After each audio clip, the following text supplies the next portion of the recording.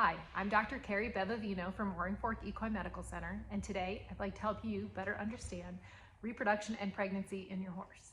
To begin, is it possible to breed your horse? In order to answer that question, sometimes us as veterinarians need to know some additional information, such as her history. One, how old is she? Has she had any foals in the past? If she has she had any issues with them? Make sure that we don't have anything that might give us a red flag as to something that could be an issue in getting her pregnant again. From there, we do a really good physical exam to evaluate for anything potentially underlying that would interfere with her ability to get pregnant and or carry a foal to term. From there, we then go on to evaluate the reproductive tract. We typically do this via a per rectum examination in which we can palpate the cervix, uterus, and ovaries. And then we can use an ultrasound such as this to then ultrasound those structures as well and see if we can detect any abnormalities in the tissues there. There are more advanced diagnostics to further evaluate the health of the uterus and the reproductive tract, such as going in and collecting a cytology, which is getting the cells that are in the uterus and or the cervix and looking at them underneath the microscope for any potential abnormalities. We can also use that sample to culture for any potential bacterial growth that could be in there that would interfere with her ability to get bred.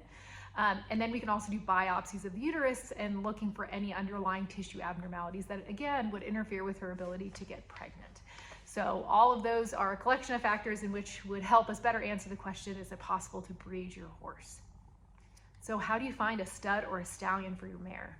This is very much dependent on what you intend to do with the foal, because if you intend to register or paper the foal, so to speak, you are going to have certain requirements with whatever association or registry you're intending to use. So it's always good to go to those websites or talk to those people to make sure that you're following the requirements for registry for both your mare and the stallion. From there, you can also get a good idea of what stallions are potentially available for your mare.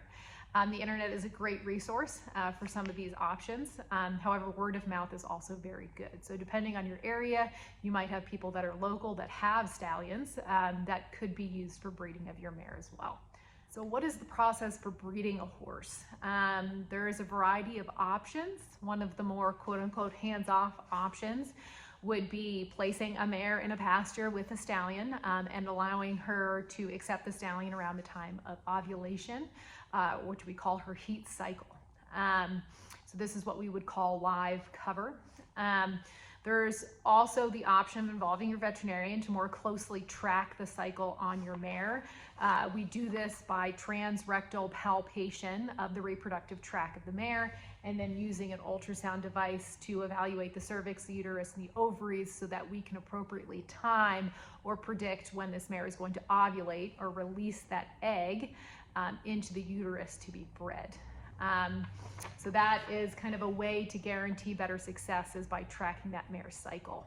On that note, I should indicate that mares are seasonal breeders. So that means they're really only cycling and ovulating, which is creating a follicle that's going to release an egg in warmer months. So spring, summer, early fall. So in late fall and winter, mares are really typically not what we call cycling. So they're in what we call anestrus, which their ovaries are not producing follicles that are going to release an egg. They're not showing that heat cycle. So again, if you're looking to breed in kind of early spring, it's definitely good to get your veterinarian involved to evaluate the reproductive tract to see if your mare is even ready to do that seasonal cycling that we talked about. So what are the different methods for breeding a mare? So like I already mentioned, live cover, in which you allow the mare to accept the stallion or the stallion to mount the mare to breed via live cover. From there, we also have the options of artificial insemination, which is when the semen is collected from the stallion and then inseminated into the mare using a straw such as this that would the veterinarian would place through the vulva of the mare, through the cervix, and into the uterus to inject that sperm or semen sample. And that can be done with fresh semen, so you collect it from the stallion, put it in one of these and put it right into the mare, or it can be done cooled or frozen. So cooled is usually done when you're trying to breed to a stallion that's at a different location and a different stage. For example, you're in Colorado, the stallion is in Texas, at a breeding facility in which they're going to collect the stallion and then process the semen, put it in a cooled container, and ship it to you to arrive the next day. That cooled semen really ideally is used within 24 to 48 hours, 72 hours at most. Got to get into the mare in that period of time, otherwise you will lose viability in that semen and that sperm. So really you have kind of a short window with that fresh and that cooled semen to eventually get it into the mare. Versus frozen semen, in which semen has been collected from a stallion and then frozen via a very specific process, and then kept frozen in tanks, in little straws. So this is a great option for stallions that are no longer alive but have frozen semen processed and harvested somewhere, that you can breed your mare to a stallion that's no longer alive by using the frozen semen technique. Frozen semen definitely requires kind of more intensive management. So that's definitely when you want to involve your veterinarian. Understand that we are really trying to make sure with frozen semen, we are getting that mare bred within a 6-hour window of ovulation, the release of that egg. So those are the ones where your veterinarian is going to want to be ultrasounding that reproductive tract every 6 to 12 hours to make sure that it is perfectly timed with that. Beyond that, we have other options for breeding the mare, such as embryo transfer. So an embryo transfer, you're going to breed the mare in any of the manners I've just discussed, and then at 7 to 8 days after ovulation, after that egg is released and she's been bred, you are then going to perform a uterine flush or uterine lavage to collect the embryo that you hope is in the uterus. So perform the sterile lavage of the uterus to collect that embryo that then can go through one of two processes. So one can get frozen to be used in years or dates from now, or can immediately get placed into a recipient or a surrogate mare to carry that foal to term. So that is embryo transfer. So what we say, a donor mare has the eggs, gets bred, 7 to 8 days later, embryo gets flushed out of her and put into a recip or a surrogate mare. Past that, we also have a procedure called ICSI, which is intracytoplasmic sperm injection, in which an egg or oocyte is harvested from a mare via transvaginal aspiration. That egg is collected and essentially put in a petri dish, and then under a microscope is injected with a sperm, single sperm. So this is really good for stallions that have very low quality sperm and you only have a couple that you can use. This is a good way to use that one to put directly into that egg, and then it creates an embryo over a period of 6 to 8 days.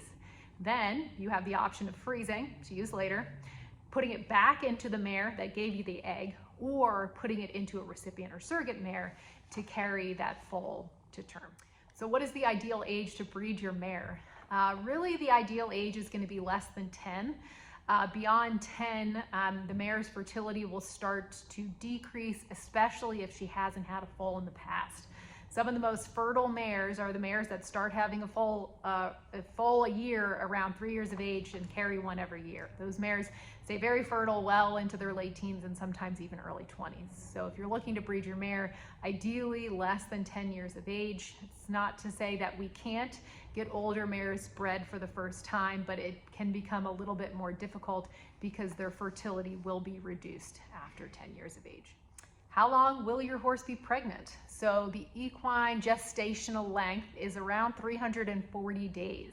So that is almost a year of being pregnant. So usually the calculations I put in, there's many nice apps on the internet that you can put in your mare's breeding or ovulation date to figure out the full due dates is going to be around 340 days. So how can you tell if your horse is pregnant? So in early pregnancy, we can really detect an embryo in the uterus of a mare, sometimes as early as 10 days. Again, we're going to be doing that transrectal ultrasound on the horse. So as early as 10 days, sometimes we can see that embryo in the uterus. Sometimes it takes to day 11 or 12 for that embryo to get big enough for us to detect it with the ultrasound. But we can use ultrasound to detect as early as about 10 days. And then from there, we can continue to perform transrectal ultrasound throughout pregnancy to evaluate for pregnancy.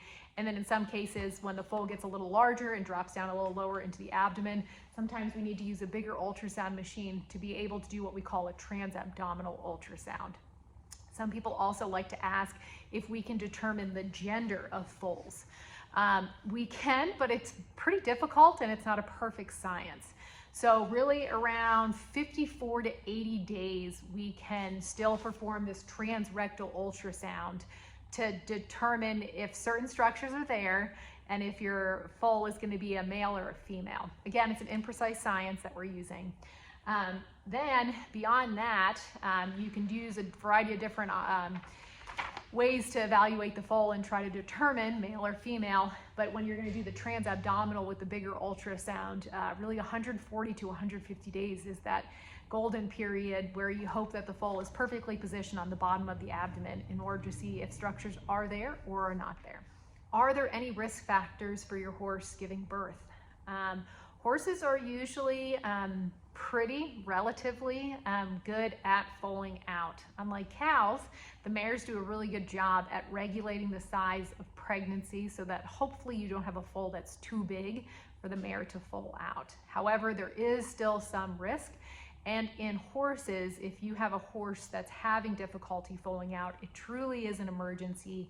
You need to contact your veterinarian, because the sooner we can intervene, the more likely we are to hopefully get a live foal out of it. But in certain scenarios, you definitely have to have the veterinarian come in to help manipulate and remove the foal and or perform a C-section.